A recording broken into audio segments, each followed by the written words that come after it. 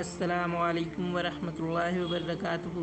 حضرت انس رضی اللہ عنہ سے روایت ہے کہ ایک آدمی آیا اور صف میں شریک ہوا جبکہ اس کی سانس چڑھی ہوئی تھی۔ اس نے کہا الحمدللہ حمد کثیرن طیبہ مبارکہ فیہ، تمام حمد اللہ ہی کے لیے ہے، حمد بہت زیادہ پاک اور برکت والی حمد۔ جب رسول اللہ صلی اللہ علیہ وسلم نے نماز پوری کر لی تو آپ نے پوچھا تم میں سے یہ کلمات کہنے والا کون تھا؟ سب لوگوں نے ہونٹ بند رکھے۔ آپ نے دوبارہ پوچھا تم میں یہ کلمات کہنے والا کون تھا؟ اس نے کوئی ممنوع بات نہیں کہی۔ تب ایک شخص نے کہا میں اس حالت میں آیا کہ میری سانس پھولی ہوئی تھی تو میں نے اس عالم میں یہ کلمات کہے۔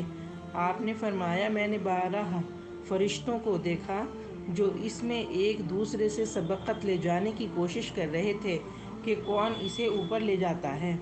حضرت ابو ہریرہ رضی اللہ عنہ سے روایت ہے کہ رسول اللہ صلی اللہ علیہ وسلم نے فرمایا جب نماز کی تکبیر کہہ دی جائے تو تم اس کے لیے بھاگتے ہوئے مت آؤ، اس طرح آؤ کہ تم پر سکون ہو۔ نماز کا جتنا حصہ پالو پڑھ لو اور جو رہ جائے اسے پورا کر لو، کیونکہ جب کوئی شخص نماز کا ارادہ کر کے آتا ہے تو وہ نماز ہی میں ہوتا ہے۔ اے اللہ تعالیٰ ہمارے دلوں کو نور سے معمور کر دینا اور ہمیں پلسرات کے عذاب سے محفوظ رکھنا، آمین یا رب العالمین۔